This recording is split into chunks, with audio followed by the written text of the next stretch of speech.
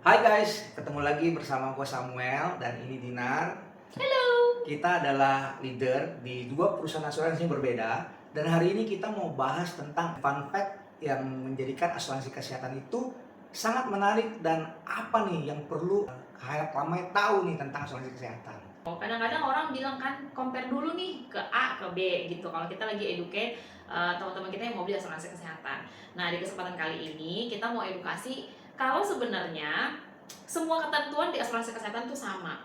Ada beberapa teman-teman kita yang lagi nyari asuransi kesehatan kok. Mereka itu pusing-pusing nih mengcompare, oh kalau di sini tuh kayak gini, kalau di sini tuh kayak gini. Padahal sebenarnya inti dari asuransi kesehatan itu kan sama ya kok. Fakta yang pertama soal masa tunggu. Jadi asuransi itu boleh langsung digunakan hanya untuk kondisi kecelakaan. Kalau bukan kecelakaan kok, kapan bisa dipakai? Ya harus tunggu pertama itu 30 hari, sama ya? Sama. Diare, Iya. kena tipes, demam berdarah. Iya. Yang Jadi lain. penyakit-penyakit yang boleh dibilang itu tidak termasuk dalam 18 penyakit atau list penyakit kronis. Kalau untuk si penyakit kronis yang kok bilang berapa lama kok? Ya 1 tahun. 1 tahun. Di mana-mana sama teman-teman. Sama.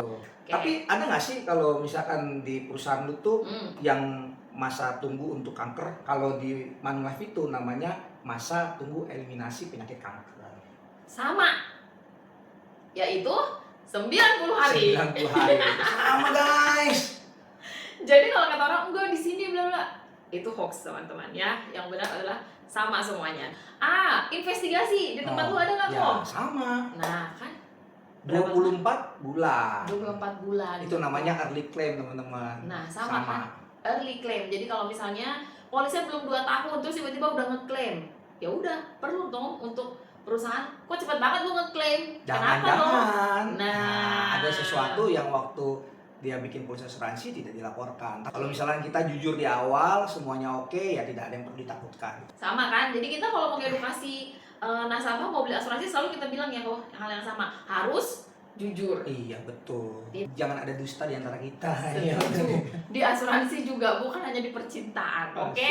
Katanya kan udah viral nih tahun-tahun lalu perusahaan pemerintah mau memberlakukan kalau nanti pakai asuransi swasta pasiennya atau nasabahnya bayar sebagian. Padahal sebenarnya kita di asuransi sendiri pun udah memulai kan. Di tempat Koko juga ada kan? Deductible. Nah, di tempat Koko gimana sistem penggunaannya? Kalau misalkan kita mau masuk rumah sakit, misalkan bilnya 100 juta, nanti ada sejumlah uang yang kita harus bayar, bagian kita. Ya, kalau di Koko angkanya mulai dari berapa nih? Dari 5 juta. 5 juta. Paling gede? 10 juta. Mirip ya. Jadi kalau di tempat aku ada yang 4 juta. 4 juta, 5 juta, 10 juta. Itu penggunaannya wajib atau gimana kalau di tempat Koko? Nggak perlu wajib, tapi bisa dipilih. Jadi optional ya teman-teman. Sama, jadi nasabah boleh pakai bayar sendiri yang sejumlah angka tadi kita sebut, boleh juga enggak. Nah kelebihannya kalau misalnya nasabah pakai deductible ini, dia dapat premi lebih murah. Terus kalau nggak ngeklaim diskonnya lebih gede. Lagi diskon. Soal kenaikan premi kok. Wah ini menarik nih. Coba gue pengen denger dulu pendapat Dinar. Repricing. Kenapa sih ada repricing, Din? Kenapa ada repricing? Sebenarnya yang paling penting itu adalah kenapa semua perusahaan repricing kok. Oh iya benar. Bener nggak sih? Benar, semua perusahaan sih pada dasarnya akan naik pada waktunya. Semua akan repricing pada waktunya, Iya. teman-teman. Soalnya kan aku ada beberapa pengalaman ya kok nasabah aku yang dulu kita repricing awal-awal karena harus diakuin tempat gua yang pertama kali melakukan repricing nih ya. Jadi pada saat itu nasabah aku ada beberapa yang pindah ke tempat lain yang katanya di sana tidak repricing ya, tapi pada ujungnya sama Repricing aja. juga. Terus ada yang minta balik nih sekarang ya kan. Nah, menurut aku semuanya kita mengalami repricing karena kita sama-sama membayar rumah sakit yang sama. Ya nggak sih? Jadi perusahaan rekanan kita ya semuanya sama kan. That's why kita ya sama aja yang kita lakukan sama, kondisinya tuh sama. Kalau menurut Koko? Sistem asuransi kesehatan di Indonesia ini termasuk asuransi private, asuransi BPJS itu sedang dalam zona pertumbuhan teman-teman. Jadi namanya sesuatu yang bertumbuh itu akan pasti ada namanya adjustment. Tergantung juga situasi. Kalau tadi kan Dinar bilang tentang inflasi medis dari rumah sakit yang menyebabkan harga jadi naik. Jadi beban perusahaan asuransi jadi lebih banyak dan akhirnya terbebani tercerminkan ke premi dari nasabah.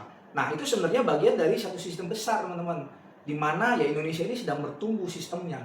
Dan seperti contoh ya, Australia itu butuh mungkin sekitar, kalau nggak salah baca 15 tahun teman-teman, untuk menemukan formula yang tepat sampai akhirnya mereka itu nggak terlalu banyak perubahan. Dan bahkan nanti kan pemerintah bilang katanya ada OP, harus bayar sebagian, harus bayar sebagian untuk rawat jalan atau rawat inap. Nah itu sebenarnya bagian dari perubahan.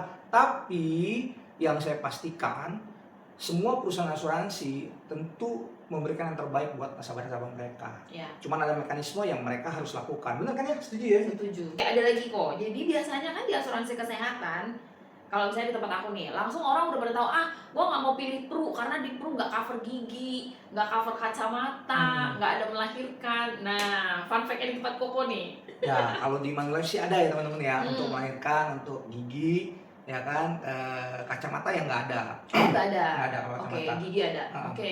Kalau kacamata itu rasanya memang khasnya dari corporate ya, benar. asuransi kumpulan. Oke. Terus gimana supaya orang bisa dapat tambahan gigi sama melahirkan tadi itu?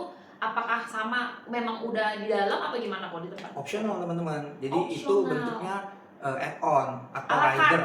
Alakat kalau di kalau restoran misalkan ya. Dia laki-laki, ya nggak mungkin dong minta manfaat melahirkan. Benar. Jadi dia perempuan baru bisa ngambil manfaat melahirkan.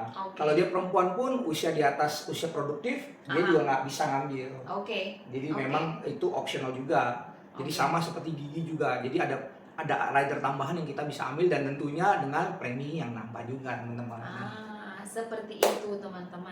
Ketentuan ini juga harusnya sama kan kok. Jadi asuransi kesehatan yang pada umumnya tidak cover gigi dan melahirkan. Jadi kalau misalnya ada kebijakan kayak perusahaan Koko, ya udah add on gitu. Ya udah, menurut aku cukup fair juga karena nasabahnya ya bayar lebih lagi. Jadi ya udah kalau mau silahkan, enggak juga nggak apa-apa gimana. Betul. Tapi suatu hari sih gue percaya ya, asuransi itu bisa cover melahirkan dan gigi. Ya. Tapi dalam kondisi apa?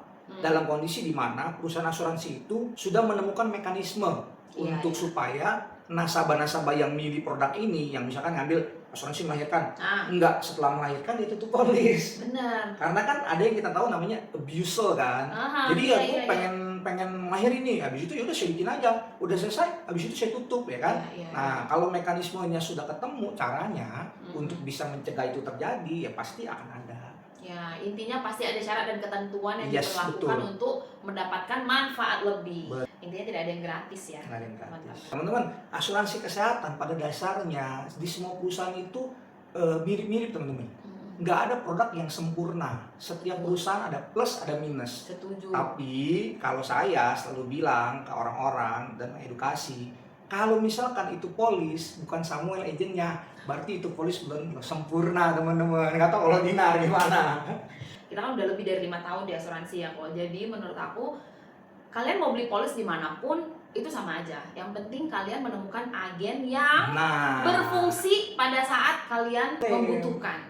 Itu. Karena nggak ada produk yang sempurna. Jadi kalau ada yang bilang begini ya Din, wah klaim asuransi nggak mau, susah. Iya. Ya susah kalau kamu nggak punya agennya. Betul. Tapi kalau misalkan kamu punya agennya, yang susah agennya, bukan kamu, ya benar kan? Setuju. Jadi penting untuk teman-teman punya agen asuransi yang terpercaya. Yang berfungsi pada waktunya. Betul. Jadi mau polis manapun, mau hijau, mau merah, mau warna apa, yang penting itu adalah agennya berfungsi. Betul. Ya seperti kita ini yang berfungsi. Oke, terima kasih teman-teman. Sampai ketemu di edukasi lainnya. Bye-bye.